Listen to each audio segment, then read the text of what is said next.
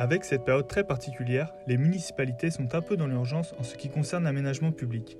Les villes n'ont certainement pas été pensées avec les contraintes physiques que la pandémie nous a forcés à déployer.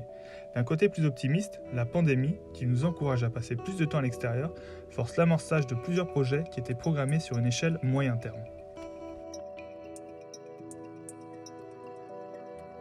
Ça permet de se re-questionner sur le vivre ensemble et les façons d'aménager les villes, ça c'est clair. On ne peut pas inventer d'espace supplémentaire, c'est rare, ça supposerait de détruire souvent des choses qui sont bâties. On ne peut pas repousser les façades, on ne peut pas élargir les rues comme on le souhaite. Donc c'est des aménagements tout à fait nouveaux et qu'il faut mettre en place très rapidement.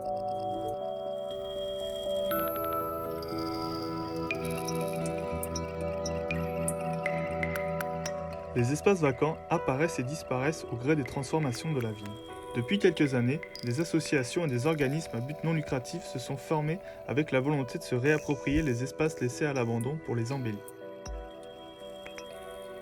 À Montréal, la ville possède plus de 25 km² de terrain vague. Ces parcelles de terre qui varient en superficie appartiennent à la ville ou à un propriétaire qui décidera éventuellement de les développer. Plusieurs collectifs d'urbanistes y voient plutôt l'équivalent en volume de 32 jardins botaniques qui dorment à travers les quartiers de l'île. Plusieurs d'entre eux veulent redonner vie à ces terrains et souhaitent obtenir la permission de les utiliser de façon éphémère. Pour en nommer que 4, Land, le Champ des Possibles, la Fonderie Darling et la Pépinière sont des joueurs très actifs lorsqu'on parle d'organismes qui militent pour la revitalisation des espaces vacants.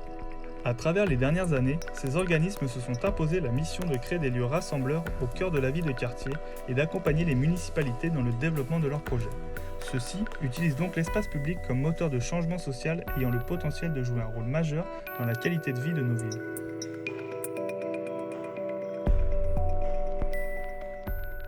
En supportant les différents mouvements mis en place, nous souhaitons donc meubler ces espaces abandonnés afin de ramener cette vie de proximité au cœur de nos quartiers.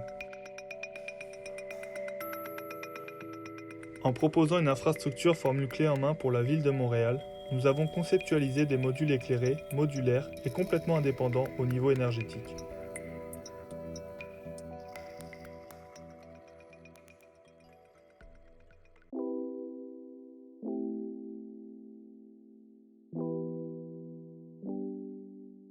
Le concept possède 5 composantes principales qui s'assemblent facilement et qui sont tous rattachés à l'élément central qui, lui, joue le rôle de colonne vertébrale de la structure.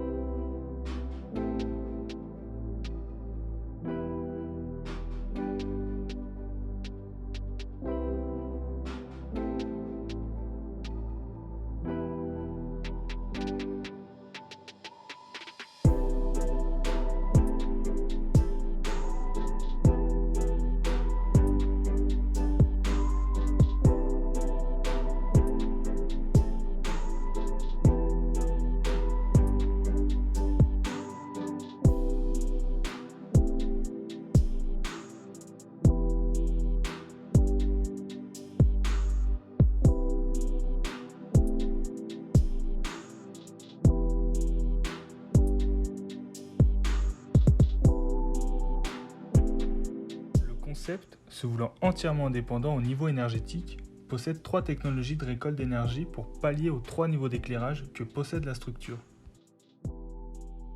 Développé par l'entreprise anglaise Pavegen, ces pistons électromagnétiques récoltent l'énergie produite par les pas et est ensuite stockée à l'intérieur de batteries positionnées aux extrémités de la structure. Après être entré en contact avec l'entreprise canadienne Mitrex, nous avons réussi à obtenir quelques échantillons et constaté que leur revêtement photovoltaïque breveté serait idéal pour couvrir nos surfaces qui sont elles-mêmes constamment exposées au soleil. Leur technologie peut transformer une surface en une micro-centrale électrique horizontale et peut posséder une multitude de finis. Servant de canopée d'ombrage au-dessus des composantes de jonction, le tissu développé par l'entreprise américaine B&J Fabrics est composé à 43% de matériaux photovoltaïques et est utilisé pour nourrir l'éclairage de zones en énergie. Chaque surface est donc rentabilisée et participe au bon fonctionnement de la structure en absorbant les rayons du soleil et l'énergie des pas humains.